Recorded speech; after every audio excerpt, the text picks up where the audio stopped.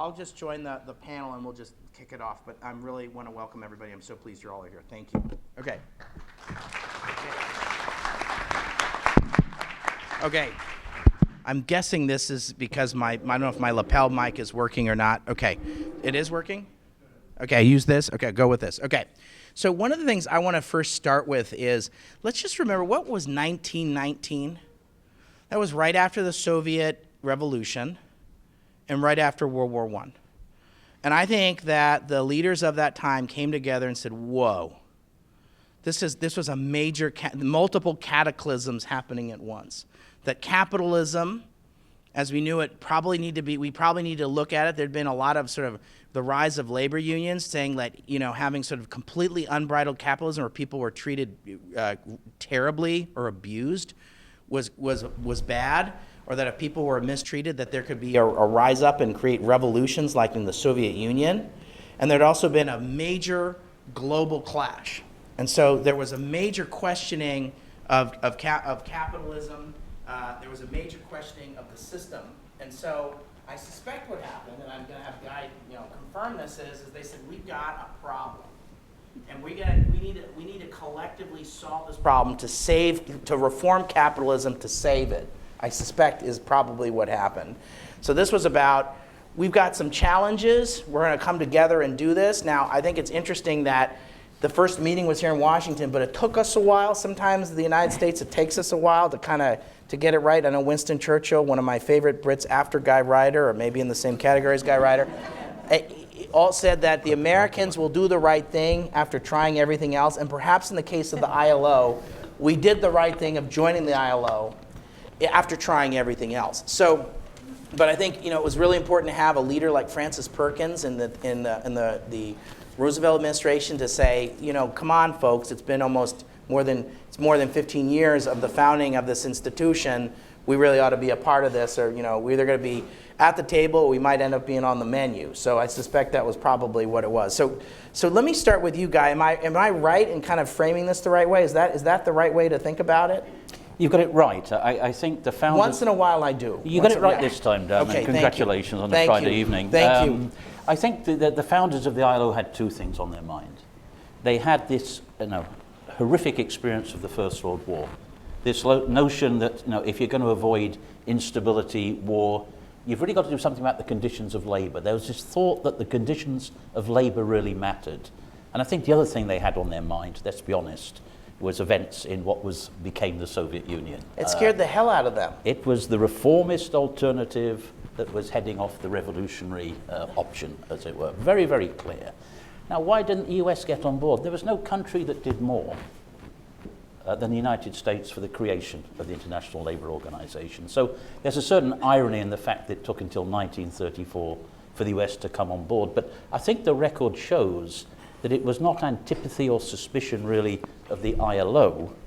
It was a certain concern about the broader idea of the League of Nations, this forerunner of the United Nations that Woodrow Wilson just could not get. He had a stroke. He tried to make the case, and he blew a gasket basically in the process, and then he wasn't able to sort of finish the job. That's in essence what happened. And when Francis Perkins, one of Secretary Acosta's distinguished predecessors, actually put the thing back on the political agenda in the 1930s, it went through the Senate almost like that. Cordell Hull said, consult widely, and they got it through the Senate practically unanimously. But making the distinction, this is the International Labour Organization, we'll go there, but we're not going to the League of Nations still. So there was a real distinction, I think. And by the way, not everybody else loved the ILO. The Soviet Union hated it and also stayed out. I love that. We were taking all of the revolutionary steam out of things. Okay, so Guy, I just think let's just for our television audience, but also for our friends here, I think most of the people in this audience know what the International Labour Organization is. But let's just explain, just briefly, what is the ILO and how is it made up, and what do you guys do? Because I think that's important for having the larger conversation. Today, a specialized agency of the United Nations. It's important to say that. Made up not just of governments, but of governments and the representatives of employers and of workers. Of today, 187 member states. What do we do? Well, above all else, we set international labor standards, we negotiate and we supervise them, And if you like, these are the rules of the game of the global labour economy.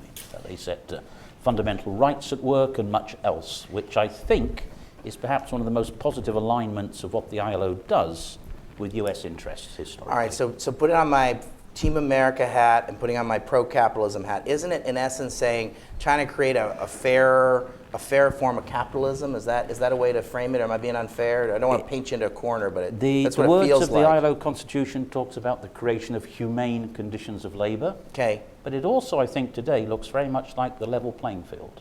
Okay. By establishing those rules of the game, I think we are setting that level playing field in which our international economy can function fairly and well. So I just really like this part of the conversation. So the Soviet Union never joined the ILO? Did they join the ILO? Sorry? Did the Soviet Union, did they join? They did. They came in just about the same time as the United States. Okay, so they took their sweet time too. They took a little longer than your folks. Okay.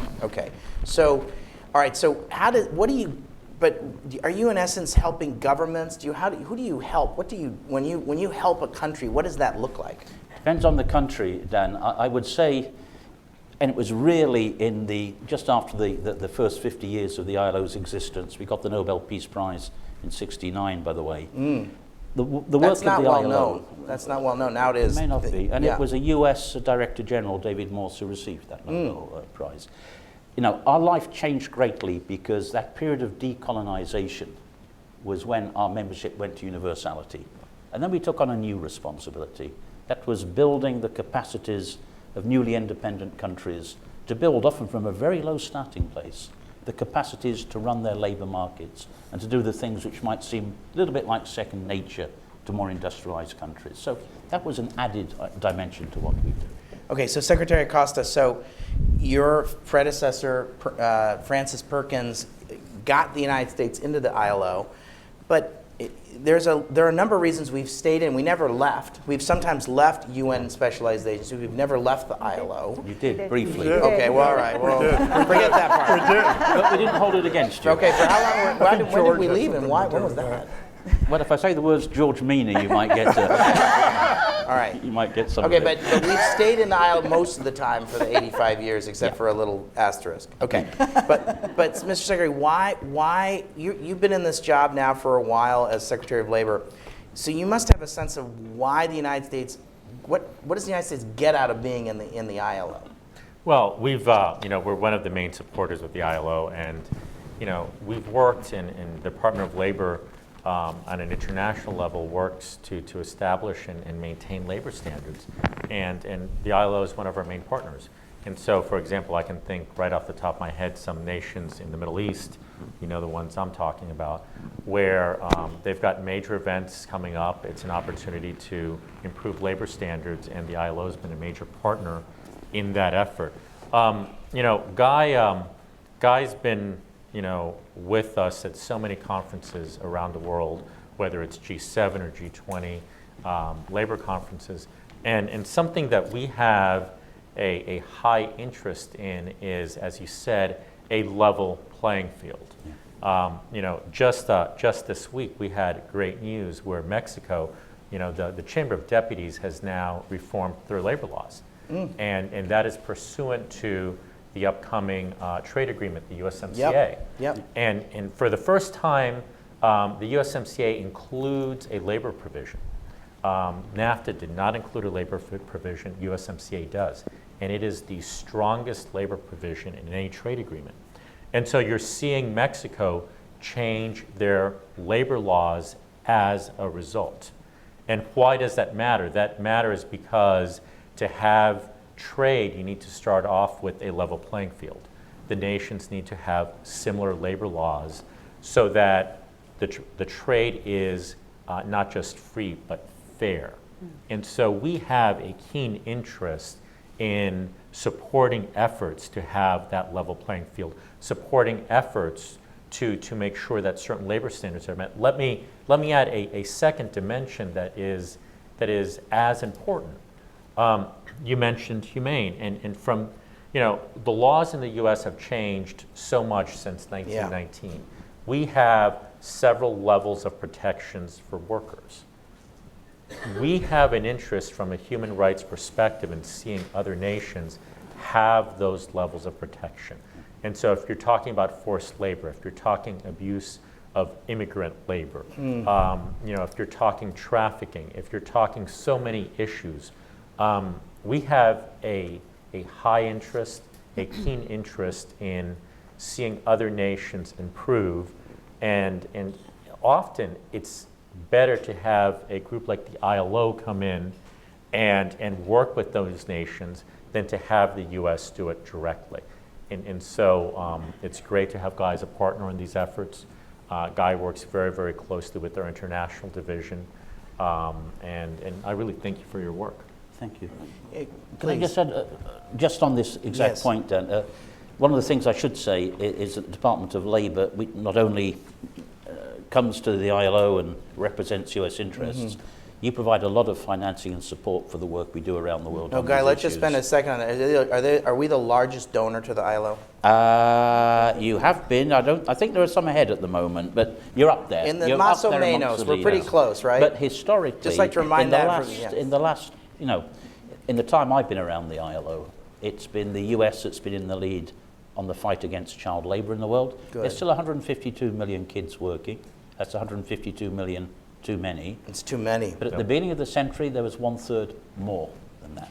In the fight against forced labour, it's the same story. So the level playing field and doing the right thing have the happy tendency to coincide in these areas. So Guy, let me just stay on that just for a minute, because I think I'm pro-capitalist, but I'm against having people be enslaved or trafficked to have, to eat chocolate that I like, or wear clothing that, so I like cheap clothing. I just not sure I want to, I think I definitely don't want to buy a tie that's been made with child labor, or I don't want, someone, I think most people, 99.9% would probably agree with that. I think it's really important that these sorts of things happen. I think it's about not just a level playing field for the American worker, but also it's just humanity and values and fairness, right? But Guy, just spend a minute on the progress, because there's still a lot of challenges in the world, and one of the things I think, I'm in the development business, and we're always talking about the problems and all the difficulties that we find. I think it's often what you said earlier. Just double click a little bit more about the progress, and I think a lot of that has to do with the kinds of partnership you have with the Department of Labor, where you're able to, working with them on a technical basis, and so the financing that the Department of Labor provides, that you as the ILO, as a trusted partner and a trusted convener, are able to kind of make the kind of progress that you're talking about. Talk about how the levels of child labor have dropped. How has that happened? Because I actually think that 150 million is way too many. It's unacceptable. It's morally wrong. But it's come down. How has that happened? By 1/3 since the year 2000. That's I amazing. emphasize. We don't talk enough about the progress that happens in the world. And Dan, the good news there is, I think the ILO has been a lead in that. Absolutely. That reduction. Thanks, I repeat, to the support we've received from the US above all. You're welcome. But because we have now learnt what works. There was, when we began this work, a certain feeling that child labour is the inevitable concomitant of poverty and lack of development. Yeah. Our experience shows that is not the case. Countries at more or less the same levels of development have radically different incidents of child labour. So we know what works. We know what we have to do. Forced labour, you've mentioned forced labour. Our first instrument against forced labour was adopted in 1930. Really? In 2014, we had to adopt a protocol to that convention because there was not a linear disappearance of forced labour in the world. Forced labour is, I liken it to an unpleasant virus which has the capacity to mutate and reappear in new forms. Trafficking for all sorts of rather vile purposes is with us. So, we're having to reinvent our action to make sure this works.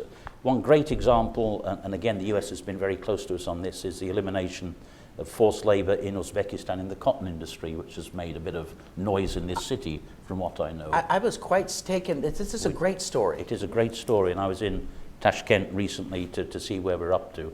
Basically, I think we can say, whilst the problem has not disappeared, through monitoring on the ground and serious engagement from the authorities of Uzbekistan, we've eliminated child labour in the cotton industry, we've got rid of systemic use of forced labour, and basically we're mopping up the problem as it And remains. let me, if I could, add one of, you mentioned that you wouldn't want to buy clothing Yeah. that was a result of forced labor, and I think almost all the audience would join you in that.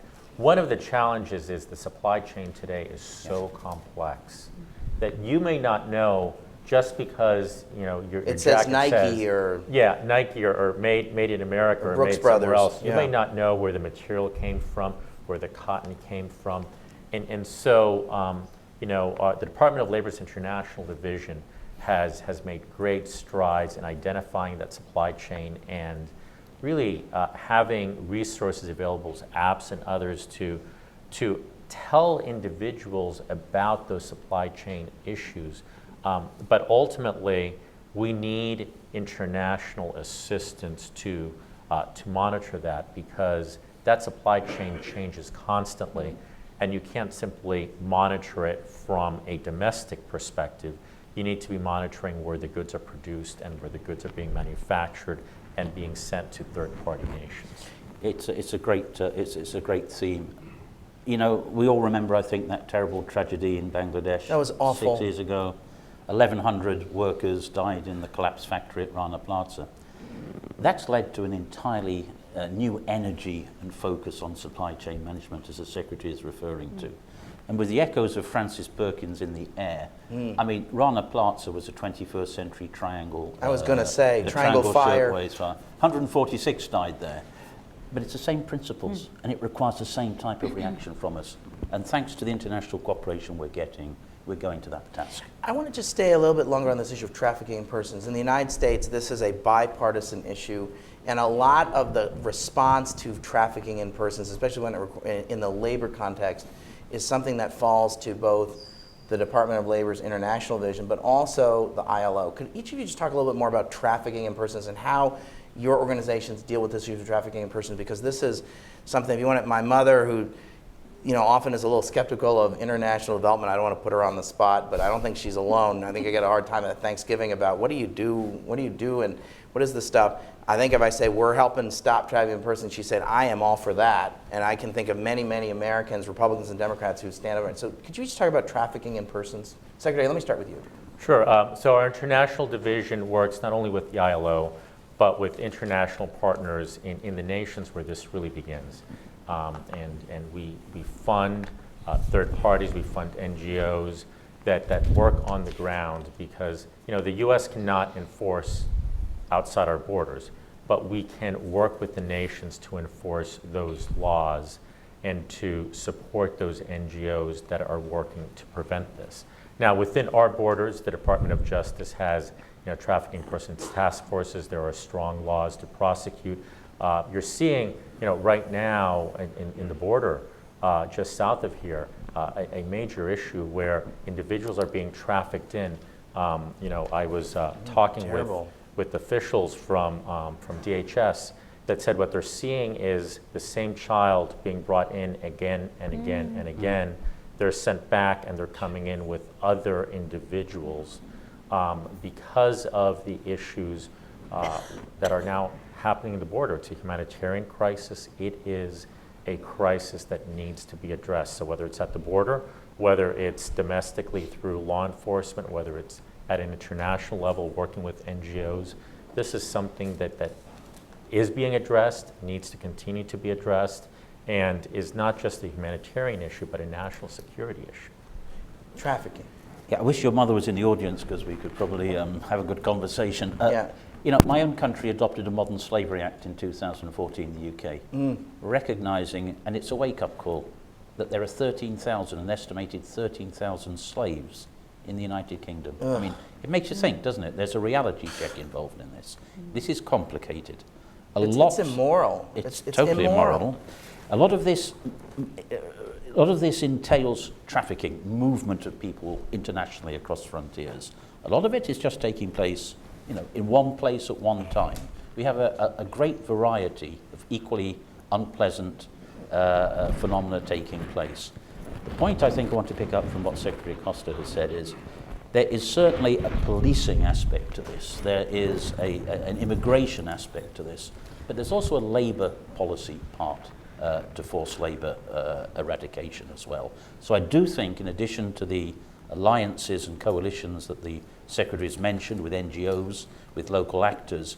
We need this across-government approach, and that has to be replicated at the international level. So the ILO works with others in the UN system to make sure that we work hand in hand. But what are extremely complex issues. So can I, we were talking, I talked earlier about the progress, that there's been significant progress. Could we just think 10 years ahead? Are both of you optimistic? I mean, I think you both have great great organizations, I consider effective organizations. Do you hope to, I'm hoping we're going to go from, do you imagine it going from 150 million to some, I hope it's a much lower level 10 years from now? Let me start with you, Guy, and then let me hear from the Secretary. I said earlier on, we know what works in eliminating child labour. Yeah. We know it. So the idea that this is something inevitable because, poverty is with us is wrong. It is about political will, and it's about funding and resource mobilization. And that's what happened in Uzbekistan, and that's what's happened, right? You got it. And in other nations, and so if we look forward 10 years, I think we're seeing a few trends that will move the ball forward on this issue, on reducing child labor. First, we're seeing technology make us more aware of the supply chain. Yeah. And so increasingly, we know not just where you purchased your suit, but what material was used, where it was manufactured, where the cotton comes from. And so we can hold the supply chain more accountable because technology allows us to trace that supply chain. And you're seeing corporations say, if that supply chain includes child labor, we are not going to purchase from that particular nation. And so the market is going to move that. Secondly, you're seeing increased resources and awareness at an international level through groups like the ILO that are very focused on this. And thirdly, what you're seeing with the trade discussions that are now taking place is a focus on a level playing field. So fair trade is, free trade needs to include fair trade. And that means certain levels of labor standards that are enforced across the board, that are maintained, and that really should be prerequisites. And so to the extent that we have more trade and a more global economy, you can't have that global economy if you don't have certain understandings about what is humane labor and what is fair standards for the workforce. And can I add that engaging the private sector, Secretary and Acosta, engaging business has been critical. And business wants to get it right. Right. Because, that's right. Because business does want to get it right, and because the reputational damage of being caught out, unwittingly is this pretty is the point strong. where if the public now has access to the technology to know the entire supply chain, that empowers the public to hold businesses accountable. There's an increasing amount of transparency in the global system because of the internet. That's right. And so I heard a speaker say memorably, if you're going to be naked, you better be buff, right? So I thought that was pretty good. So, but in the context of this, right, that given these sorts of things, you better have your house in order, right? Okay, so let me just, Guy, let me just ask you about this issue of the Secretary talking about a level playing field in trade agreements. Can you talk a little bit about how you helped Mexico with its labor rules? Yeah, and leading into that, I think it is instructive that 25 years on from the point where the World Trade Organization decided that labour standards should not be part of its remit at a conference in Singapore, and handed that part of the story to the ILO. Between 75 and 80% of trade agreements negotiated bilaterally, plurilaterally, regionally, have labour clauses in them. Really? So there's a sort of an interesting phenomenon taking place. The ILO, I should be very clear, we have no mandate to encourage or discourage such labour clauses, but where the parties to agreements decide to insert them, we're available to help out, to help on the application or the fashioning of such agreements. Mexico has been a really interesting story, and my recent visit to Mexico, and I've talked to Secretary Acosta many times about this, left me extremely optimistic about what is taking place. If you look at that chapter in the new trade agreement, it is, I think, the most comprehensive labour chapter that I've seen, and of course it cites ILO standards from the first paragraph to the last as the global reference points of what is acceptable international behavior. I think it goes back to the origins of what we do. But being in Mexico, the labor reform is moving. I think what is really important is that the current government in Mexico has assumed responsibilities for the labor reform. It's ratified a key ILO convention on collective bargaining, and I detect a genuine national government determination to make the changes that need to be made. And this goes to some quite detailed issues of labor justice, las juntas de conciliación, getting transparency in collective bargaining, in trade union practices, getting rid of a lot of the abuses that we all know have existed in Mexican industrial relations, and which, and this is not the smallest issue, either for Mexicans or for the United States, which have depressed wages to levels which are clearly artificially low by any sort of basis of comparison. So we're helping. I think the Mexican government is sincere. Through our office in Mexico City, we're trying to accompany this process and make sure that the terms of that labor chapter become a reality, not just writing on a paper. And this is important, not only as Guy just stated that in his opinion it is the most comprehensive labor chapter he has seen to date. But if we compare it to NAFTA, NAFTA didn't have a labor chapter at all. It's amazing. So not only is this the most comprehensive, but NAFTA did not, there was a side agreement, but the main agreement did not have a labor chapter, and therefore you had no enforcement through that agreement.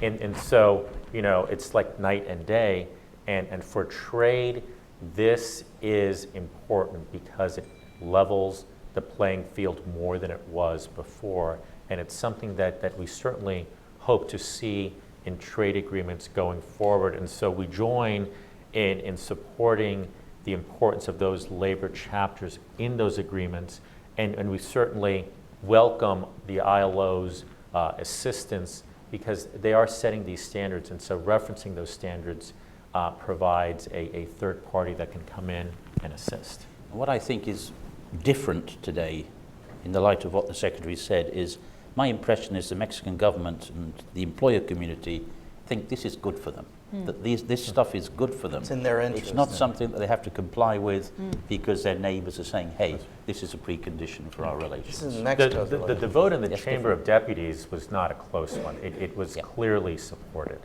And that, I think, is reflective of the commitment that we are hoping to see and we're now seeing by the government of Mexico for these standards. All right, there's another topic I have to discuss with both of you. So, Guy, you've had your 100th anniversary. You convened a high-level panel to look at the future of work, which is a fabulous report. I do reports for a living. It's a really good report. Thank you. And I think it's going to stand the test of time. And it's about we've had conversations about the future of work here. I'd like you to talk a little bit about the report. I also, Guy, want you to talk about. There's lots of things we could talk about. Robots, and people are going to lose all their jobs to robots. But I want you to, Guy, I think it's very important to hear it from you and for this audience to hear this. What do you think about just getting free money and doing no work? There's some funny term for it, and you and I had this discussion, so first talk about the report, talk about robots, and tell about the free money and no work. But the universal basic income idea. Universal basic income, UBI. I've been doing my reading of the origins of Francis Perkins and all the rest. Yeah. There was a Townsend plan out there in the 1930s, which was a plan to give all pensioners in the United States, I think $400, I can't remember. Right. It was crazy stuff. Right. I have to say I put UBI in a similar category. I might Really? be being over rude. There's a number of things that I think are wrong about UBI. The first is it's extraordinarily expensive, and you have to wonder if this is fiscally efficient. Right, and you're not a right winger, right? Is that fair to say, Guy? I mean, you're on the right hand side of the stage. Where you look at me from. Right. You're sitting right on the right hand side right now, but you've come from the labor community, so this is a very expensive thing, right? Yeah, I don't think it's necessarily fiscally efficient. Many people regard it as being highly regressive because it doesn't put money to those most in need of it. But most important for me as the objection is it feels a lot like giving up on work. That is to say, we're heading towards a future of work where we feel unable to produce the conditions under which work can do what it's done for 100 years or more, or forever. That is to say, provide the basis of our incomes and a decent standard of living. Also, it and takes giving away a up on purpose. giving up on work takes away the purpose of what we are. Okay, but Guy, when we had the podcast interview, you talked about Freud. I generally don't quote Freud, but talk about what Freud said about it. Freud said, work is the individual's connection to reality. And if you think what happens to people who become unemployed or detached from the labour market, it's not just about their material conditions, it's about their isolation and demoralisation. So I think that's quite an insightful thought, I must say. So we look forward, just to going to our report, our Global Commission report. We want and we believe it is possible to envisage and to work for a future of work which includes all of us, where decent work opportunities are there for all of us. We argue for a human-centred approach to the future of work, investing firstly in people's capacities, something close, I know, to Secretary Acosta's heart. Yeah. We argue for a right to lifelong learning. We think that lifelong learning has to become a mainstay of the future of work. However well educated we are at the beginning of our lives, that education will not be enough to keep us through to the end of professional life, because the world's changing too quickly. You know? So Secretary Acosta, I think a lot of people in the United States read things in the newspaper or watch things on TV saying, are we going to lose all our jobs to robots or driverless cars? Should we fear the future of work here in this country? So we are, and if you know, we don't look at the headlines and actually ask folks how they're feeling. The U.S. is more optimistic today than it's been in decades. Really? You know, the confidence in the economy is near, you know, multi-decades high. It's interesting. I saw an article earlier this week that created a statistic I hadn't seen before. It compared the number of individuals that were voluntarily leaving their job to take on a better job to the number of individuals who are being laid off or losing their job because of these issues. And it pointed out that more people, the ratio of people voluntarily leaving their job to take on another job compared to the people that were being laid off was at an all-time high. The highest we've seen since we started tracking this information. And I say that because sometimes the layoff takes the headline and doesn't talk about all these folks that are finding new opportunities. You know, there's something that we track called the quit rate. And I think we should rename it the opportunity rate, because it's the number of people that are quitting for a better or different job. And that is one of, you know, that's also higher than it's been in decades, if not all time. And so I say that because I think it's really important, because at panels like this, inevitably, someone brings up the future of work. Should we be worried? Robots. And I think it's important, you know, in a setting that is a little bit more thoughtful like this, to take a step back. Since the factory was invented, individuals have been having this discussion, and every time there's a change, people will say, shouldn't people be worried, because now that there's a factory, the world is going to change. Now that we have assembly lines, the world will change, and people will lose their jobs, and people were very worried. Now that cars have been invented, people are going to lose their jobs, and people are going to be worried. And what has always happened every single time, the types of jobs change, and I agree with Guy and want to talk a little bit about how education needs to change. But what it means is new and better opportunities. And so two specifics. I was touring the factory floor at one of the major automotive facilities. And I asked some of the workers there, and they pointed out that the level of injuries is so much less than it once was, because the machines are now helping them do their jobs more safely. They don't have to put the same stress on their body. They don't have to do the same repetitive motions. And so things are safer. Individuals are more productive. You know, we talk about growth. So what is growth? So growth in a nation, GDP growth, is really simple. It is how many more people we have and how much more productive are those individuals. And so if you want to say growth per person, which is what we should be focusing on, right? How much are we growing as a nation per person in the nation? That's all about, are we becoming more productive? And that is really, are we investing more in technology?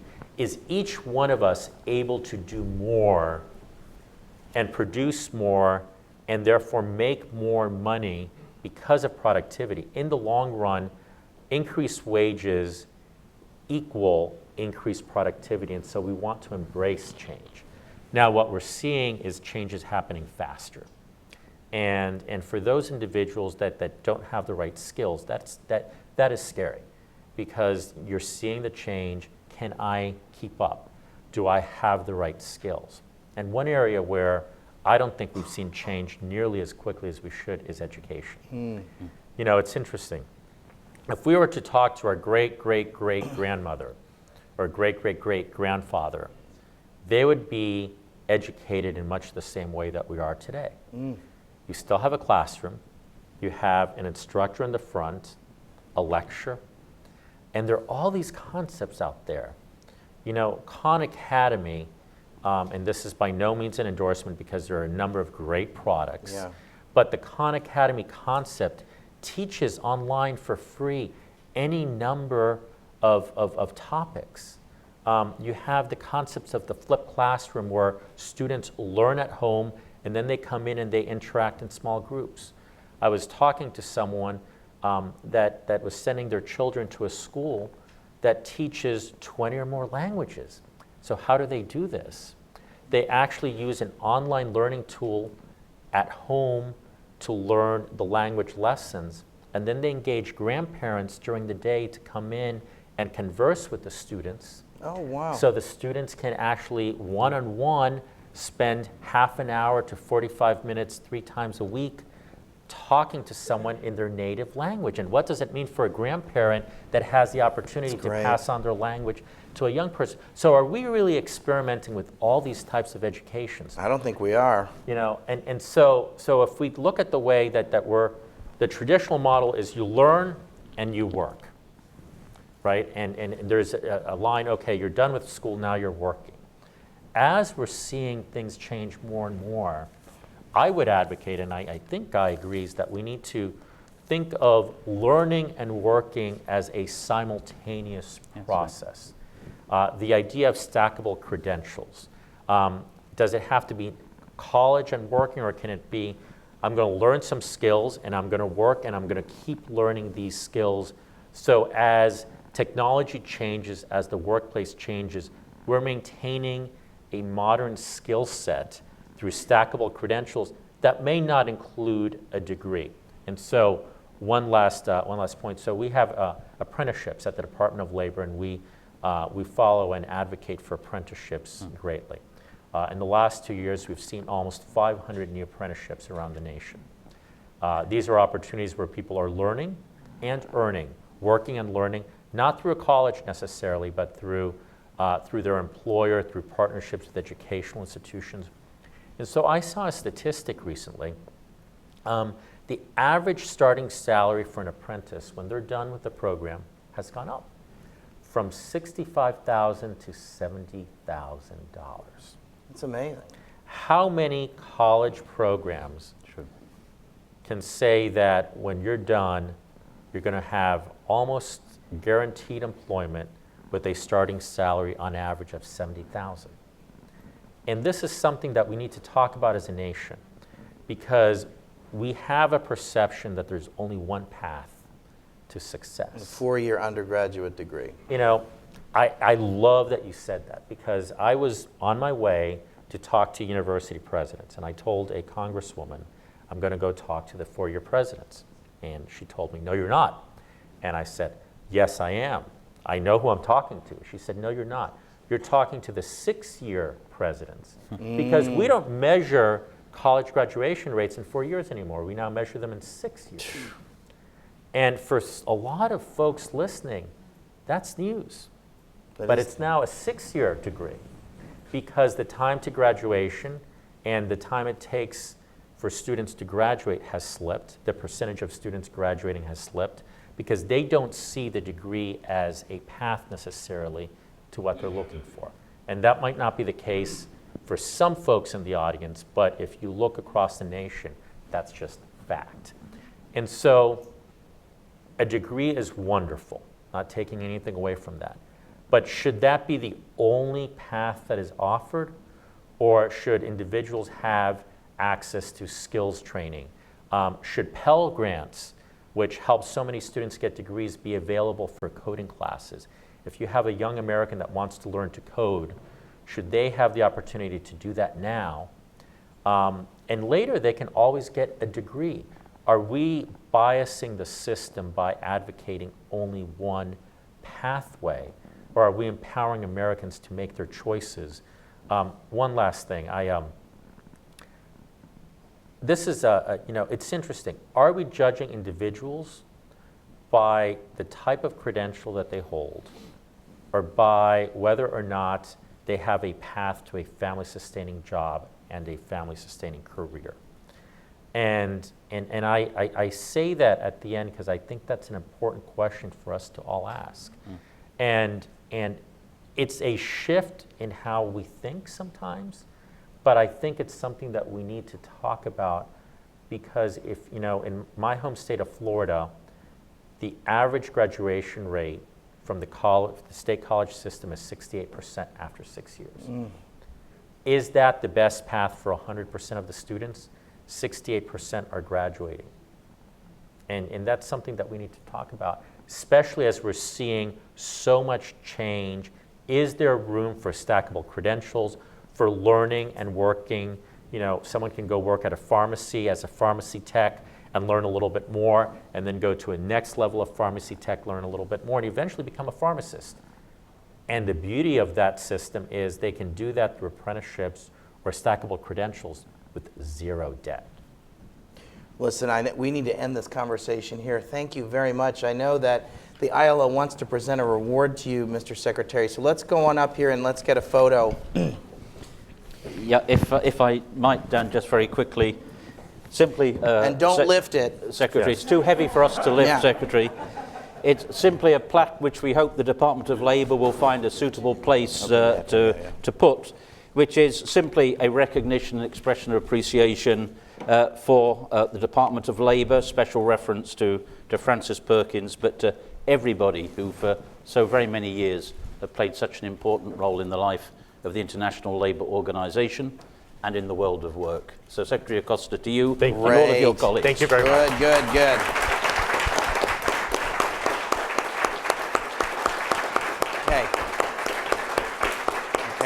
Thank you. Great. Okay, Romina, come on up here. Let's do the other panel. Okay, you're going to give some... Oh, these are under $20, right? Yep. Okay. Thank you. That's good. That's under 20 bucks too. Second All right, part thanks. of it. Thanks. You guys. Okay, thanks. Okay. Travis, can we play the video of Francis Perkins? All right. Good.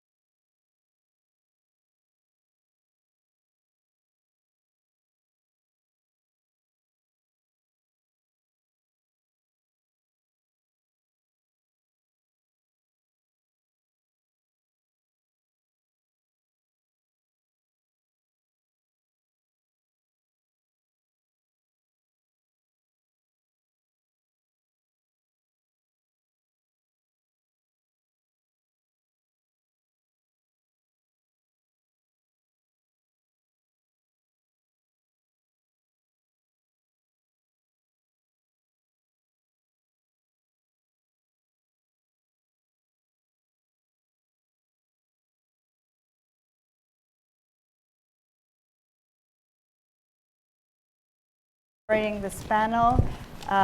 Kirstin, I'm going to start with you.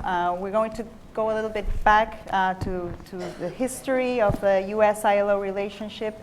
You wrote this wonderful book, The Woman Behind the New Deal. Can we talk a little bit about what inspired you to write this book, and who was Frances Perkins? Well, first of all, I love the little video. I love the music. It was great. It really got us in the mood. But there's so much more about Frances Perkins. I'd just like to take a couple minutes here and give you a little bit more of a grounding in sort of a little Frances Perkins 101. It is my very favorite topic to talk about Frances Perkins, and I hope by the time I'm done it'll be your favorite topic too. In the United States, of course, we know her as the first woman cabinet official, the driving force behind minimum wage, the 40-hour work week, the ban on child labor, national unemployment insurance, and Social Security.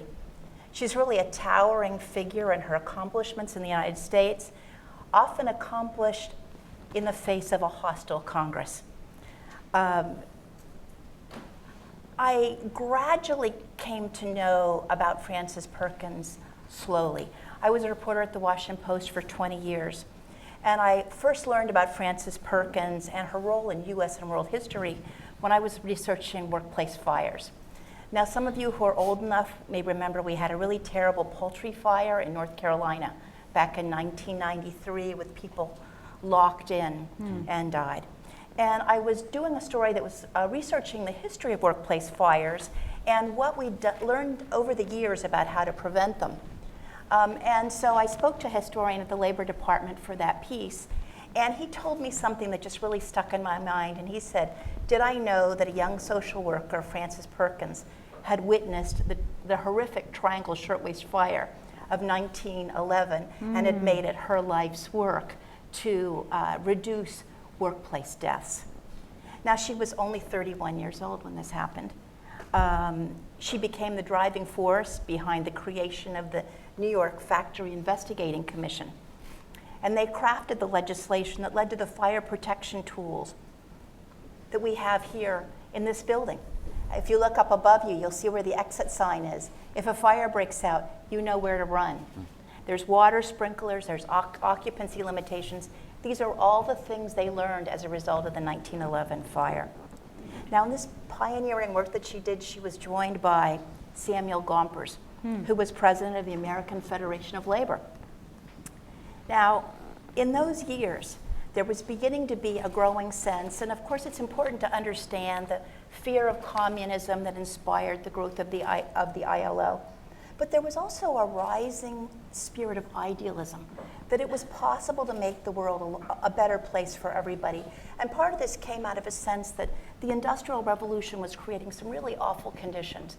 And that what we found is that in each place where we rectified the conditions in one place, the jobs would move to the place where the wages were lower and the conditions were worse. And for the new people that were hired in these jobs, life was better, but life was worse for those who were left behind. So the ILO isn't just done out of a sense of fear, but it's also done out of a fear, out of a hope of possibility, and that we could make the world a better place, not just in New York City, not just in New York State, not just in the United States, but globally as well. Now, it's clear from what I've already told you about Frances Perkins and her fascination with labor, that she would be an early supporter of the International Labor Organization, which was forming in Europe. And in fact, she was joined in that effort by Samuel Gompers, who was one of the first American representatives of the ILO. Now, they passingly mentioned this, and really it is ironic, that the first meeting of the International Labor Organization was in fact held in Washington, D.C., right here in 1919. Frances Perkins and Samuel Gompers both attended. And another attendee was a young official of the Navy Department, drum roll, a man whose name you might know, Franklin Delano Roosevelt. And that was his first exposure to the significance of the ILO and the aspirations of the ILO.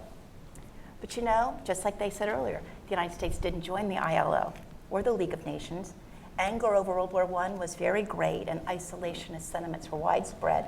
The United States became just an advisor and an observer, though Americans were very active observers. But when he became president in 1932, Roosevelt named Frances Perkins his Secretary of Labor, and one of her first acts was orchestrating the United States' entry into the ILO. How'd she do it? Because she was tricky and sly. She didn't do it. She made sure that the bill was jammed in and a bunch of other legislation that was all moving. She pushed it through and hoped no one would notice. Luckily, only a few people noticed, but by then, the deed was done, and the United States was in its first multilateral organization. Now, it was very helpful to the ILO that the United States came in 1934, because the ILO was under very serious pressure back in Europe. The Germans, you need to remember that the Germans had been the home of one of the world's largest and wealthiest labor movements, completely repudiated labor in the Nazi era. And they withdrew from the ILO in 1933. So you can see how important it was to have the entry of a new and significant player in the ILO in 1934. And in fact, as the power of the Nazis grew, the Swiss grew uncomfortable with the ILO even being located in Switzerland. And they made it clear they'd like them to go. But where could they go? By 1940, it had become apparent that ILO leaders would need to flee for their lives. Here in Washington, Frances Perkins began to figure out how to try to bring the ILO officials to safety. Here in North America, she employed all different diplomatic channels. And under the leadership of an American who happened to be in Guy's job back then, they fled across Europe by car, by bus, by train. They arrived in Lisbon to be transported across the Atlantic Ocean to safety. I was fortunate enough during my reporting to talk to some of the people who had experienced that harrowing trip. And it really was a terrifying experience. They really didn't know if they were going to live or die. Now, Frances Perkins wanted to put them, to house them for the duration at Princeton University, which she thought would be a very nice location. But Senate said no, and they lacked the political support for it. And they went to Canada for the duration of the war. Now, without Frances Perkins' intervention, it's very likely, I think, that the ILO would not have survived World War II. In fact, the rest of the League of Nations was destroyed. Now, during the war years, and I will wrap up here in a minute, two important ILO conferences were held here in the United States, one in 1941 in New York City, and a second one in May of 1944 in Philadelphia. That's when they penned the famous Philadelphia Declaration. And there's a part of that that I love the most, that famous line, "Poverty anywhere is a threat to prosperity everywhere." Frances Perkins was a delegate to the ILO at the summer conference in Paris in 1945 when the war was over. When she came into the room, the delegates who had survived rose in a mass. They gave her a standing ovation because they realized what she'd done. And we can ask ourselves today, you know, without Frances Perkins, would the ILO have survived to all that it's done in the last 70 years? And well, thank you. Thank you for that.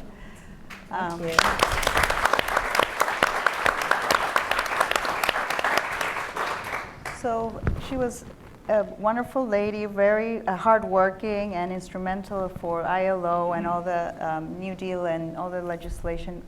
What do you think she would be most proud of the labor market, of the U.S. labor market today, and least proud of? Those are such good questions, and I think she would be, she was Secretary of Labor during the Great Depression. So really, the horror of joblessness was with everyone. And so I think she'd be very pleased that many more people are employed. I think she'd be very unhappy that so many people have to work more than one job to make a living. She was a huge believer that the 40-hour work week was key in a lot of different ways, that it was, but that essentially you need a certain period of rest to recover and be an effective worker the next day. And I think she'd be upset that we have so many people now globally who have to work multiple jobs to make enough money to live. Yeah, and in the informal economy, I think, Cathy, let me turn it to you. Sure. There's a lot of about 62 million people are working in the informal economy around the world. I know you've worked very hard with those groups, and How do you empower people that are, outside labor protections, and how do you make them, be part of this decent work agenda that the ILO is always pushing? Absolutely. Well, thank you. I think, first of all, the ILO plays such an important role in building the global architecture to make sure that people are included. And a couple ways that we've been very proud to work with the ILO is the grounding of even the 1998 set of principles, which basically say all workers have universal rights. Informal economy workers, all workers. So that's one very important way that the ILO has helped support workers. The other is there are many workers who are excluded from labor law. For example, in our own country, we look at history, intentionally domestic workers and agricultural workers were excluded from our labor laws. Well, we were proud to work with the ILO in 2011, and we put forward on our delegation domestic workers from the United States, and there were domestic workers from around the world that came together to say, never again are we going to be excluded from these protections. And they have their proud convention, which has led to, again, that was a global standard, but how we see it has played out in the United States, it's led to worker organizing, building power for workers. Today, we see that domestic workers are actually defined as workers, and that came out of this campaign that started at the International Labor Organization in 2011 and before to define them as workers. Now they're building movements here, and now we can see around the world there's actually a political structure called the International Domestic Worker Federation that brings together domestic workers from around the world. So it's a great way of showing how the International Labor Organization plays a role of helping us frame globally what are the standards we need, what did we need in the days of Francis Perkins, what are the standards we need today to say who's excluded, who's not protected. And then as workers' movements, we take those standards, there are tools, and we say these are our frame, and this is how we're going to support workers and help them build power. You need freedom of association. That's fundamental wherever you go, whether you're a worker in auto, a teacher, or a domestic worker. And that's what is so powerful about the Declaration, which says all workers, freedom of association, the right to bargain collectively, the right to work free from discrimination, free from child labor, and free from forced labor. Doesn't matter where you work, migrant worker, domestic, auto worker, you all have those universal rights. Thank you, Cathy. I'll come back to you on the platform economy later, but Ed, I wanted to ask you from the USCIB's perspective, how do you see, the achievements of the U.S.-ILO relationship? What are the greatest achievements from the employer's point of view? Sure. Well, first of all, I think to listen to the first panel with Guy and the secretary, you would think it's love and kisses the entire time between the ILO and in the United States. But between 1950 to the middle of 1980, both the United States and U.S. employers were a difficult client. We were a difficult client because we had this antipathy to what evolved to a double standard that led to the United States leaving the ILO. And secondly, there was this issue of ratification of ILO standards. And it was in the Reagan administration that a formula was worked out with Lane Kirkland and Abe Katz for the U.S. Council and Secretary Brock that set up some ground rules that allowed it to go forward. And so between 1988 and, if I have the chronology correct, through 2001, for the first time, the United States ratified conventions that weren't maritime. They dealt with substantive areas of importance in the ILO. We ratified one of the forced labor standards. We ratified a mine safety standard. We ratified an important, because it's a cornerstone of the ILO, the tripartite consultation convention. And so it was a difficult road. And the ILO, I think simply, you cannot underestimate the strength of a tripartite system to hold the ship together. So when I think about achievements in the ILO, I have to remember that there's this not so good history. Now, fortunately, I didn't participate in that history, so I can claim credit for all the good things that have happened. But I would start with the Declaration of Philadelphia. It was a declaration that was, at the conclusion of World War II. When you read the Future of Work report of the ILO, it's clear that that declaration, above all else, is fundamental to the ILO. And then I think you have to look at the 1998 declaration, which both Guy and I, when we were much younger people, worked on. By the way, you should know that Guy's first participation in the ILO was the same year as mine. And so over time, we've had a wonderful collaborative relationship. So the 1998 declaration, which I guess it depends who you talk to. From the U.S. employer side, they would say, this is our idea, because there was this fear of the social clause invading trade. And U.S. business wanted this issue to be in the ILO, and there was a very long process in the governing body. I think it went over 4 or 5 years that resulted in a conference discussion resulting in the declaration. And when we get to issues about the future of the ILO, I want to come back to this because I think that's a strategy that you rarely see in the ILO, where there's a long runway to the outcome. Other things I would mention is the worst forms of child labor. In the Clinton administration, the Secretary of Labor was very strong on this issue. Actually, Deborah Greenfield, who's the Deputy Director General, was the workers' representative for the U.S. And then something that I'm personally proud of, the 2014 Forced Labor Protocol, which was not a U.S. business initiative, but we pushed the International Organization of Employers to say, you can't be against this. You can't be satisfied with an expert's report. You can't be satisfied with just some recommendations. The whole issue of getting human trafficking within the scope of what forced labor means in an ILO context is fundamentally important to bring it to life in a way that it had never been before. And I've really been glad to see that this effort to get countries to ratify has succeeded. And maybe not as much as your goal line, but still it's been very, very successful. Those are the things I would mention. So I want to come back to this issue of the future of work. We talk about the future of work, but I'd like to talk about the future of our institutions.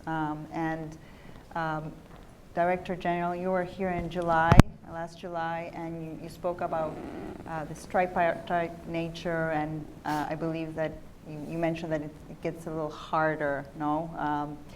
How do you see the future of the ILO? Yeah.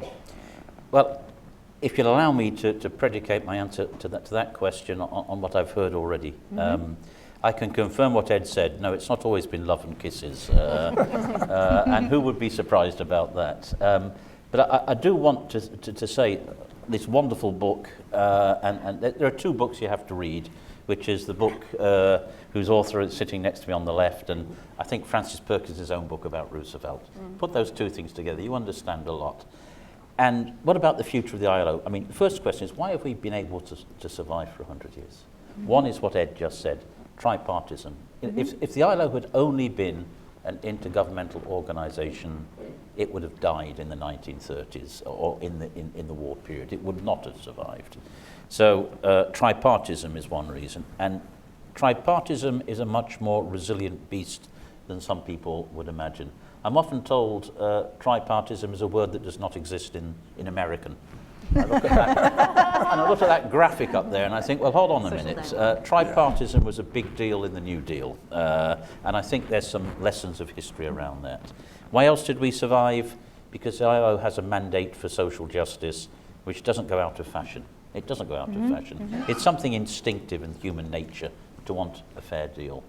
I think the third thing is we know how to adapt to change as well. And I always cite those three factors as why we're still here. The fourth is probably now I have to add Francis Perkins as the fourth reason that we survived. Look to the future. Look, you know, we're talking about the future of work. The ILO is talking about the future of work. Everybody right now seems to be talking about the future of work. And I sometimes get a little bit alarmed. I hear these very, very precise and authoritative and sometimes apocalyptic predictions about how many jobs are going to be created, how many are going to be destroyed 10, 20 years down the road by robotics and AI and all the rest. And my answer to that type of prediction is, you know, it's not about technology, it's not solely about technology. The future of work is what we decide we want it to be. And I think the lesson of history, the lesson of Roosevelt and Perkins is they transformed the way America designed and ran its world of work. Not by any process of technological change or even political external circumstances. Redesigned the American world of work by conscious decisions, not even according to a predetermined plan, because a lot of it was made up as it was going along, was it not? And that's a lesson for our time. And if you allow me the luxury of it, I mean, what are the greatest achievements of Perkins and Roosevelt? The lovely bit is in one bit in her book where Perkins says, Roosevelt should never have been let near a labor dispute. Keep him away. He was a lousy mediator. One, he had too much imagination for you people, and you're bringing his own ideas. And secondly, he wanted to go too quick, and it takes employers and workers a bit of time to get to the answers. And I thought that was really very, very instructive. And the second thing is, I think that Perkins was very proud of what she achieved. She's very conscious what she could not achieve. And in her book, she says, one of the things that we never could do was universal health care in the United States. So that's a very complicated issue. She was right. Yeah. So, Cathy, I wanted to come back to you on the issue of the future of work, future of institutions, of the future of unions, and how do you see, you know, the future of unions? And we talked about technology. How do you see the future of workers' empowerment? There's a lot of attack from the platform economy, those type of jobs, people in the informal economy. Yeah, if you could speak about that. Absolutely, and I would build a little bit upon what Guy was saying is, you know, technology has always been something that workers have had to deal with across the bargaining table, right? From the beginning of time, we have been dealing with our business colleagues on how to implement technology and what it should look like. And so we like to kind of reframe this notion of like robotic future of work, and I think, Guy, you were going there a little bit. Yeah. It's about, you know, what should work look like in the future, and how should workers be treated? And so I think that's been a debate at the ILO for years based on social justice. We believe that this is a really important debate. So we think that, you know, we've seen more collective action here in the United States than we've seen in a number of years. And so I would say that the future looks bright for worker organizing, for collective action. It might look different. The example, for example, here in the United States, we recently had major mobilization in Los Angeles. The teachers went on strike. But if you look closely what they were asking for, it was not the traditional, we want increase in wages. What you're seeing increasingly is a debate in our society about bargaining for the common good. We want broader things. We want strong public education. We want small class sizes. They were arguing for nurses in the schools. So that's one example where I think we are broadening the demands of what we want to see so that they're broader for society, for the common good. I think the question around technology is who's shaping it and whose interests and who's going to benefit from that technology, and that's what's at stake right now. We haven't decided it. That is the debate that we must be having. Let's not get sort of put off by, you know, artificial intelligence and robots, but let's figure out, are those very good, perhaps, technologies going to be put into service to benefit workers, to make sure that workers continue to work with dignity, And maybe we will shift the balance between, with that previous debate about universal basic income, I would say we should be looking at perhaps there's going to be more leisure time. Perhaps that's the discussion, and that we want to figure out, but we do it together. We do it, the word social dialogue, as Ed and I were just saying, doesn't always play out here, but there is this need for workers to be shaping what happens with technology. And I want to, just a couple of other examples. We recently had an example where our hotel union here in the United States sat down with a major hotel chain here and said, they bargained in their contract a clause that said anytime new technology is going to be introduced into the workplace, workers have, I believe it's a 30-day period of time to talk about it with management, figure out the impacts it'll have on workers. What do we need to think about? That's the way we should be thinking about technology. It could be really empowering for those hotel workers who maybe have panic buttons now or have a new form of technology. But the questions we need to be asking are, in whose interest will that technology be developed? Whose interest will it serve? And I think we're at a pivotal time where the future can be very bright for worker empowerment if we're using technology in a way that's about bringing more dignity to workers, to more people.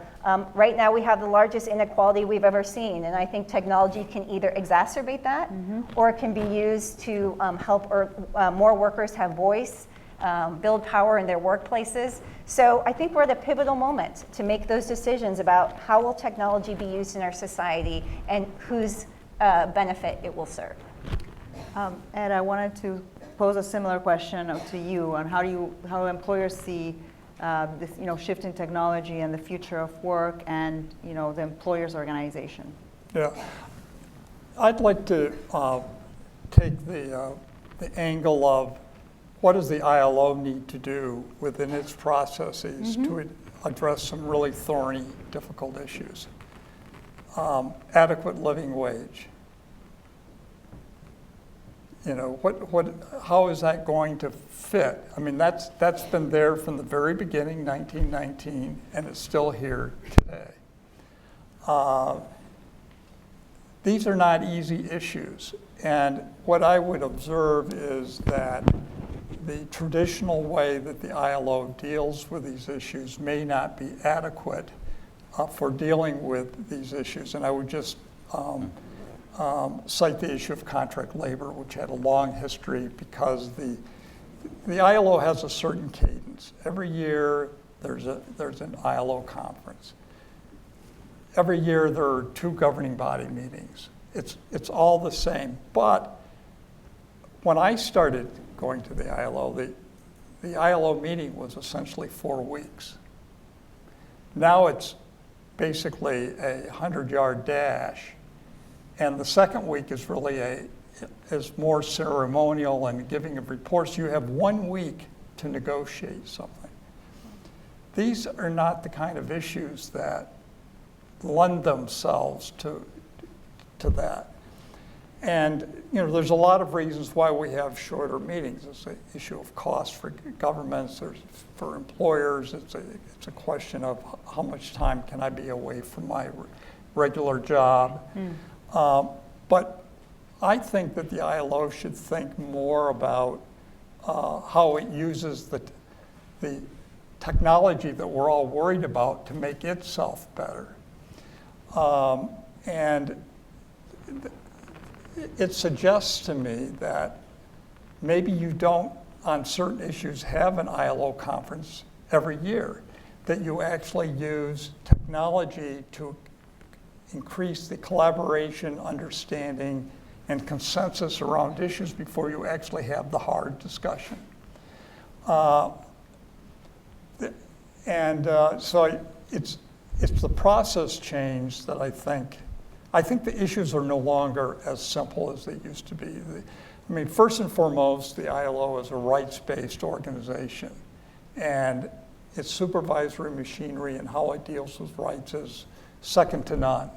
And I'm not suggesting that be in any way affected, but what I do think is that in the development of what happens next, in terms of the implementation of the future of work, that report is just simply the end of the beginning. And there are going to be many, many chapters on each of the central issues of that report. And these are issues in which a broad-based international consensus that includes, of course, employers and workers, but also includes other members of civil society who are impacted by these issues. We all have to come together, and we have to use technology to allow us to do that. So, Director General, do you see the ILO incorporating like new members, the NGO community, more formally? I think that question comes up, a lot. But do you see any changes in the structure? What do you see like the main changes in the future? Yeah, whilst subscribing to what Ed has said about working methods, which I think is absolutely correct, I think this tripartite structure about which we have all spoken is a given in our organisation. You're right to say questions are asked. We know that trade union membership has been under pressure in many countries for many years. We know as well that not all of business sees the need to join in business organisations. Some of them are certainly big enough to sort of plough their own furrow in that regards. And yet, there is clearly, in my mind at least, and I think history would support us in this regard, there is something about bringing governments, employers and workers together which adds legitimacy and strength to the way in which we deal with economic and social and labour issues. I regard this as immutable. If we were to discard it, we would be making a mistake. Now, does that mean this is a hermetic sort of arena with three actors which remains deaf to or unaffected by what is said and done by others? No. And I think the ILO, and I would suggest also our constituents, we understand very, very well, and we've learnt to do this better, that we need to be attentive to and to work with our allies, to those in civil society who pursue the same goals. So I see that going ahead very much in that manner. On the substantive issues, I think, and we'll see what our conference in June comes up with, our centenary conference, which is charged with adopting a declaration on the future of work. I think they've got to find a balance between picking up on unfinished business, and after 100 years there's a lot of unfinished business, and picking up these new challenges of this transformative world of work, the gig economy, new technologies, artificial intelligence. But think of some of the unfinished business. As Ed just said, 1919 ILO Constitution, an adequate living minimum wage. It's there. And we've never cracked that one. We haven't cracked that one after 100 years. So maybe let's go back and have a look at it. Maximum hours at work. The very first ILO convention was for 48-hour week as a maximum. We have a constitutional objective for a maximum limit on working hours. That's a very difficult concept today, at a time when we're not sure when we're working and when we're not working. We've got to look at these things again. And I'm hopeful that in this centenary conference that we're going to have, we're going to be able to, health and safety at work. 2.7 million people die every year because of the work that they have done, mostly through disease. These are not new issues, but they're unfinished business. So I'm hopeful that we can stay faithful to continue on the historic mandate, which is unfinished, but be smart enough, brave enough, courageous enough, adaptive enough to take on the new issues as well. Kirstin, you wanted to comment on that? I just wanted to say the ILO over the years has played a role in improving so many people's lives and actually saving so many lives.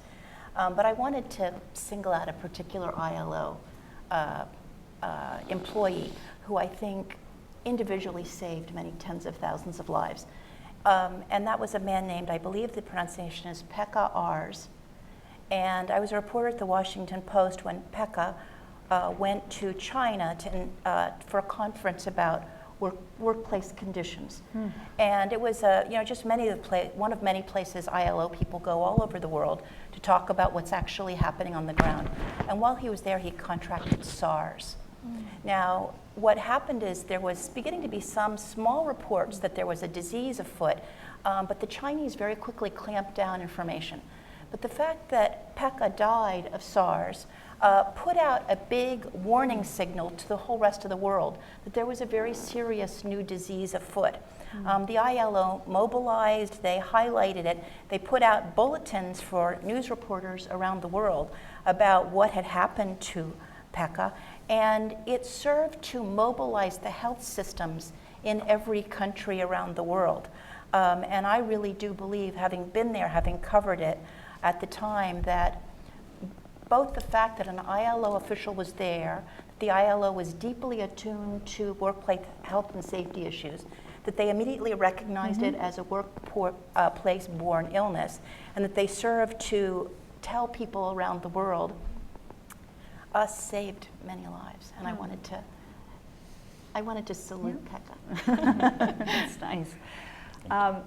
We started with Frances Perkins. I want to come back to her and ask you, how many years have you researched this book? Well, I'd say I probably worked on it for 10 years. Okay, so you know her pretty well. Pretty well, Okay.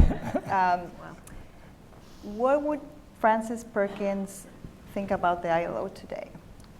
Well, I think she'd be very pleased with all the things it's done and all the new members that it's brought in.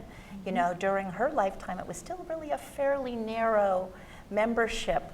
But the United States played some role in expanding the membership, but really the ILO has been really taken this lesson and these ideas to every country all over the world and had I think she'd be thrilled with that. I think she'd say that we still have a lot of the same problems. And every single panelist here has alluded to the universality of the problems that we confront as human species, and try to think how to keep making the world a better place as our global population grows. Well, I want to have a little bit of time for the audience to pose some questions. So we have mics, and there are two ladies in the back that have mics, and so please, if there are any questions, raise your hand and state your name and your affiliation.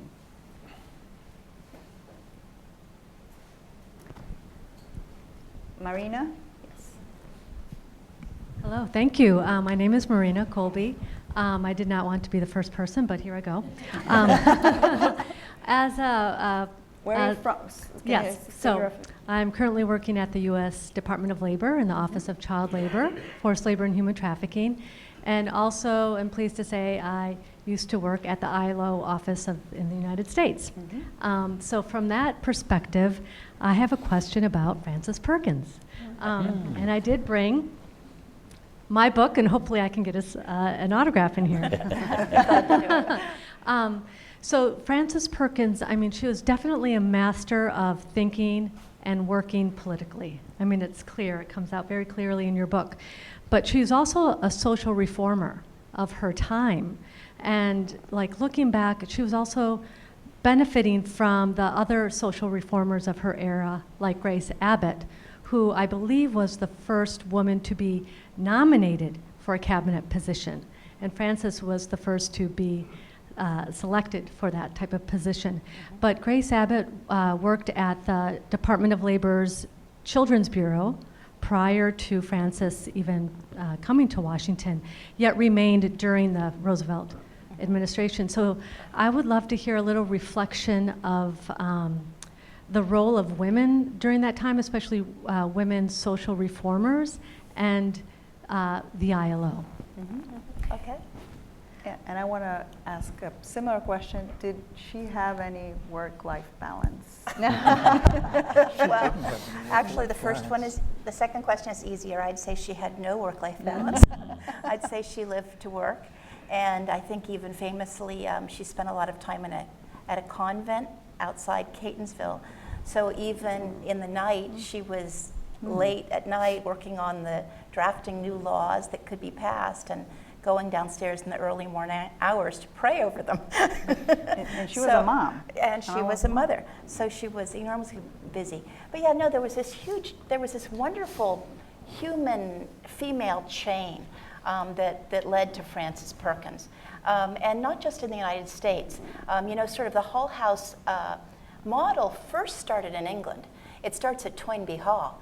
And so that whole method of taking people out, taking people who have a lot of life opportunities to places where people have fewer life opportunities and letting them see it for themselves is huge. And living in a semi-communal arrangement where people live with, live together while they do workplace, work on all kinds of social justice issues together. But the model of Hull House was built on Toynbee Hall. At Hull House, there was a whole generation of women that led into each other. And this is like, there's parallel movements moving at the same time too, because you've also got the suffrage movement. Okay, so you have social justice reformers who are both Republican and Democrat. It's across partisan lines. And you have suffrage leaders who are also operating across partisan lines. They're Republican and Democrat, but they find ways to work together through a lifetime. And what they learned from both, in both areas was women learning to speak out, women learning to have a public voice. Frances Perkins learned how to be a social worker at Hull House. She learned how to have a public voice through the suffrage movement. So yes, indeed, all these things played out. And it also meant that you had this really wide bipartisan army that you could mobilize for your issues outside of party lines. And part of this Frances Perkins' phenomenal success was that she could invigorate an army of Republican women around the world. I mean, and around the United States. Oh, I want to mention also Margaret Bonfield. Yes. Actually, the first woman Secretary of Labor was in the UK, and she was also a very big supporter of the International Labor Organization. They were friends, weren't they they? were friends. So this is also, this is not just a network in the United States. This is an international network. Yes, the gentleman here. Richard Coleman, CBP, retired. The Great Recession, 2007, 2009, a lot of people lost their jobs. The factories that survived, in fact, had replaced workers with machines. They had the option to rehire people and tended to keep the machines. Breweries are run by 3 or 4 people, entire breweries. Lawyers have been replaced by software. So the issue of people will always adapt, they'll always create, is a little bit of a fairy tale. I think manufacturing and agriculture are being done and will be done by machines, and more people are populating the planet. So the issue of where is that work going to come from, what kind of work is it going to be, is pretty urgent. And with artificial intelligence, the machines of yesterday are stupid compared to the machines of today, and they're educating themselves to be smarter tomorrow. So the competition from the machine is arcing against the human labor force, at least manually. So what's the prospect for intervention of some kind that's going to create the kind of volume of work that humans are going to need? Could I take a shot at this? Yes. Yes. Please. First of all, you're a baby boomer. I'm a baby boomer. I'm out of the workforce. There's more people leaving the workforce than ever before. In fact, when I was practicing law, I had an economic think tank on the side, and we studied the question of the labor shortage in the country. Now, to some extent, whether our numbers were right or wrong, the fact of the matter is that the replacement effect, which is what you're talking about, is important, but right now, employers can't get, there are labor shortages all over the country, all kinds of industries. And so this is where the skilling discussion that Guy and the Secretary had is absolutely imperative here, is how do you align work and the prospect of change so that when you have these dislocations, there's a pathway to going back to work. I've got 2 children, and I had a discussion with them in high school, and I said, you know, your dad has only had 4 different jobs in his lifetime. You're going to have 20. Says, oh, Dad, we know that. So the millennial view of this is different than our generation. And so that's one of the challenges the ILO has, every government has, is how do you deal with this mix of expectations to accommodate the changes that will inevitably take place in the workplace. Okay, please, Cathy. Yeah, I mean, I think it goes back to we haven't, in this country, you're right, done these transitions very well, whether it's through trade, loss of jobs, but other countries, there are models. You know, we have countries, we were just talking, I think the Germans were just visiting and we were doing some exchanges with them. They've created an innovation lab to figure out what are the policies we need. So I think here in our country, there's a lot we can be doing, but you're correct. A lot of people have never seen our country step up with the appropriate policies to make the needed transition and make the education linked to work.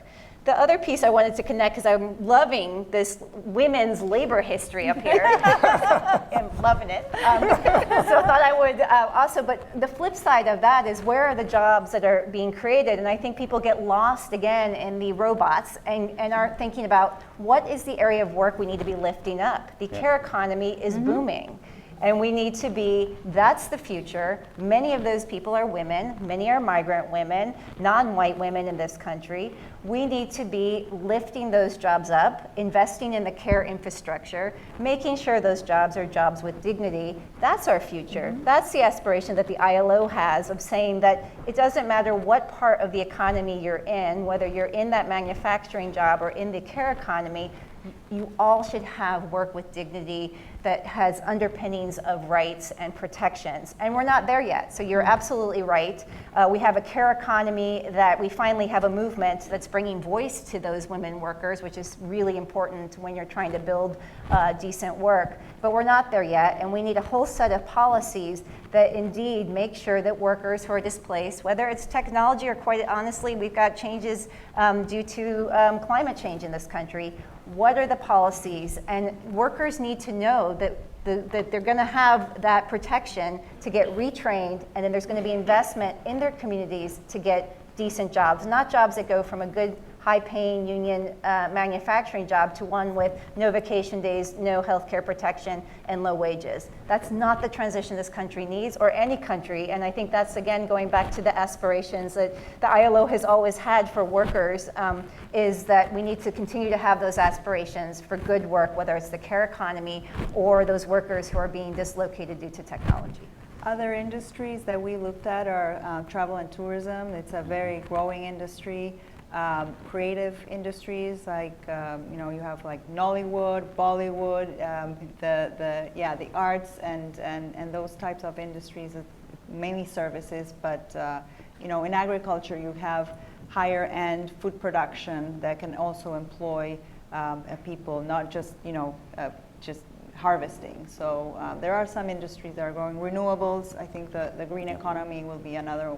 The issue is how do you retrain elderly generations to do different things. So it's a different type of education and training. So yes, please, the lady up front. Thank you. My name is Rama Murthy. I'm the CEO and founder of a technology company. Okay. The reason why I wanted to, first of all, I wanted to say artificial intelligence is a long way away. It's not here. It's a misnomer right now. But it's mostly analytics that you're seeing. But I wanted to ask a question to you specifically. Technology and lots of innovation is happening so fast at such a speed that we can't seem to pace the skill set to match that speed. It's an acceleration, not just a speed, yeah? And so there's a problem there in terms of the mismatch. Example, our company started out global from the get-go because we couldn't find the skill set in one location. Have guys in the UK, guys in Russia, guys in here, guys in, et cetera. So I literally have people, and we're a small company. And so we have an issue of how do you actually acquire these individuals to do the skill set necessary to be productive and grow and employ more and more people, right? The other aspect of that is how do you make sure that that employment is consistent in terms of its pay? Now, I had to look back at my tech world of the 30 years that I've worked and saw people like Dell and others who essentially said, I know that I have a global employment, and I know that if I have an engineer that works in India and an engineer that works in Russia and an engineer that works here, and they're doing the same job, they have to have the exact same pay wage, exact same benefits for that particular job. But what I can do as a differentiator is make that a change based on the buying power in that particular economy, right? So what is happening in terms of consistency of that kind of behavior across all industries, across all jobs? Hard question, but.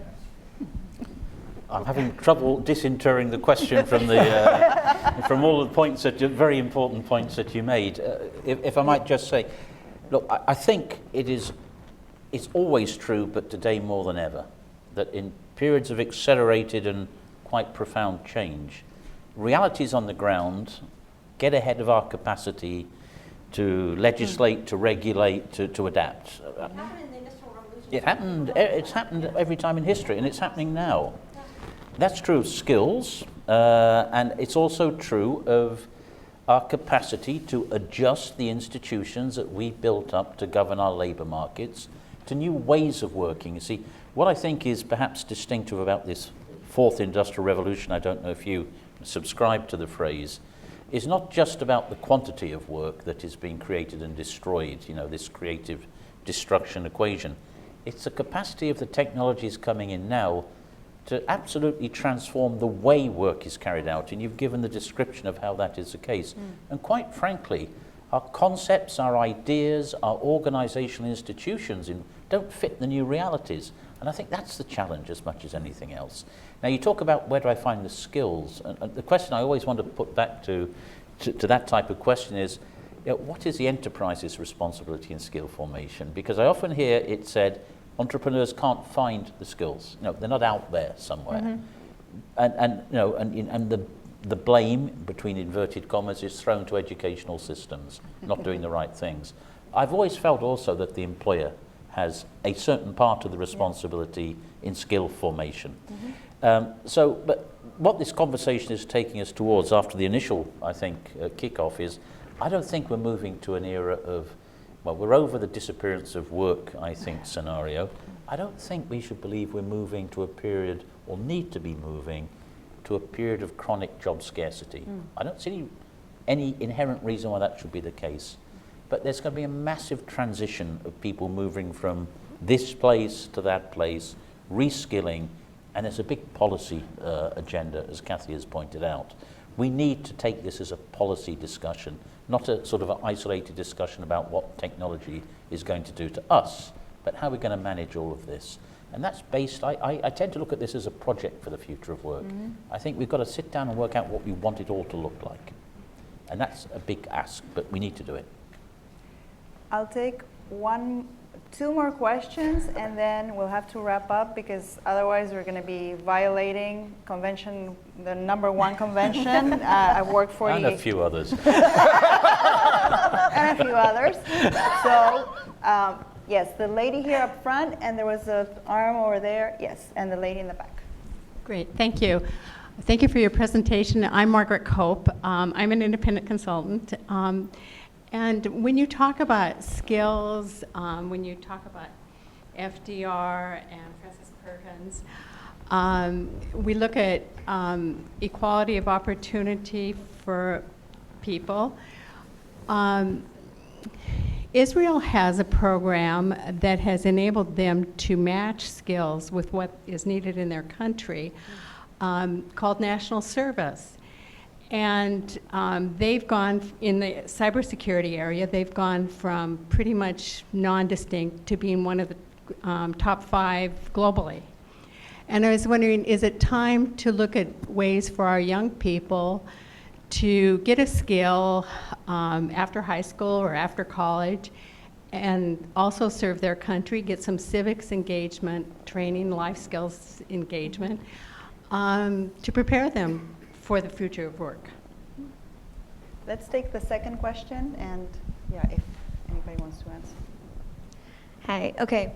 So I know that Frances Perkins. Can you say who you are? Oh, sorry. I'm Kate Schaefer. I'm a Pickering Fellow currently getting my master's at Georgetown. So I know that Frances Perkins clearly was inspired by factory fires to go about her life's work. I know Ed mentioned the high number of deaths related to workplace issues earlier today. So I want to know about workplace compliance certifications. I know that a lot of the recent factory fires have actually been in factories that were already workplace compliance certified. So I would like to know what you think are, you being Ed, Cathy, whoever wants to answer this, think are the next steps in the development of workplace safety, and or what we as citizens and or countries and governments can do to better ensure that working conditions are guaranteed. The first question on the national services, and then the second question on occupation. Who wants? Does anybody? Yeah. Go ahead. Well, on the first one, I think people have to make up. I think countries will have to make up. Societies will have to make up their mind if this type of service is something they want to see.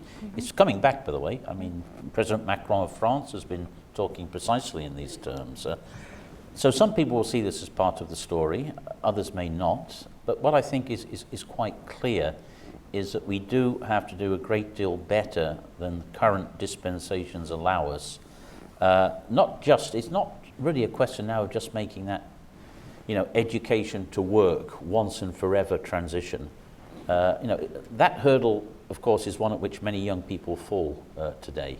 But that hurdle is going to come back and back and back in future working lives. And that is the case for lifelong learning that Secretary Acosta was making early on. We all know we need lifelong learning. What we don't have is a clear conception of how it is to be financed. I'm not talking about the United States, I'm talking about in general. And we don't have the delivery systems that would make lifelong learning accessible and equally accessible to people, regardless of their place in labor forces right now. I'll leave the second one to my colleagues. Great, Cathy. Ed and I have spent many hours at the ILO debating global supply chains. But I wanted to, just first to the first question, we haven't mentioned here union apprenticeship programs, and it's part of, one of the most important things you can do. We've been talking about creating different pathways, and union apprenticeship programs are key. So you were saying public service. We would say there's no better way to become a great electrician with a good pay, a union, and benefits than going through a union apprenticeship program. And I heard the secretary say that there's a commitment to increasing support for apprenticeship programs. So just wanted. We said 500 though. 500. Five. We need lots more. And we, the labor movement, I would say we have great partnerships with our business partners on creating training programs that then are pipelines to good jobs. On the second, and this is, as you may know, a big debate that we've been having over the years. My perspective is the Rana Plaza collapse that was mentioned earlier is a great example. It was a place where workers knew there were cracks. Workers know best. They work in their workplaces. They're the ones, you don't need someone parachuting in to certify it, because to your point, we had an industry that was created of people parachuting in who weren't from there. They checked some boxes. They got paid per a certification. It was a system that was actually not doing justice to addressing workplace safety issues. So Rana Plaza, really, we knew this as the labor movement because our members and partners in other countries had told us this. But that day, it was a non-unionized group of workers. They came out of the building. They said, we're scared. We hear creaking. It was a building, if you've seen those horrible pictures where they had an industrial factory in it that was not an appropriate building. And the management said, and it was mostly women workers, go back in or else you won't get, at that point, your $35 a month pay. I tell that story because from there we've had a sort of, I would say, a transformative conversation about what needs to happen in workplace safety. You absolutely need workers' voice, workers' representation. Workers know best what's happening. They know there's a crack, they know there's something, there's fumes, they're getting sick, they're standing to, they know best. They're there day in and day out. You need workers to feel empowered to speak out about that, and there won't be retaliation. So, that's the first thing. And then we, the labor movement, have really said that it's time to move away from voluntary programs of the nature that you've highlighted, where people parachute in and then they check off some boxes and say it looks like there's a fire escape, there's no fire escape, fix that when you have a chance, to say, no, actually, this needs to not be voluntary but mandatory. And then, you know, and we've worked to create alternative models, and obviously that has been an ongoing debate with our business colleagues. But you know, we've actually moved, I would say, despite disagreements and despite long hours in ILO rooms, we have moved the ball with various different initiatives. The labor movement's perspective is to really deal with the way global supply chains are organized and worker safety. You need mandatory programs that address that. Yeah, well, we really don't have time to triage the health and safety issue, but I would say that having spent the last 10 years of my career working for a large multinational company that had a social compliance program that would audit for health and safety and other factors, what we found is that most countries actually have the right laws. They have requirements. They have health and safety requirements, but the country doesn't enforce them. It ends up that the company is the enforcer of last resort, really. So there's a lot of collective goodwill that has to happen here. Yes, the problem is a supply chain problem, but it's also a level of development problem for those workers that are just in a national environment. And the problem with health and safety at the end of the day is there's no foolproof antidote that will assure that there will be no workplace accidents. But we have to start with enforcing what is already in place. And then while we're doing that, we build in the rest of the pieces that we need to make it even safer. Well, thank you, everyone, and thank you for our distinguished panel. There is, if you can't get enough of ILO and worker issues, you can talk a little bit more over the reception over there. So thank you for coming. Yeah.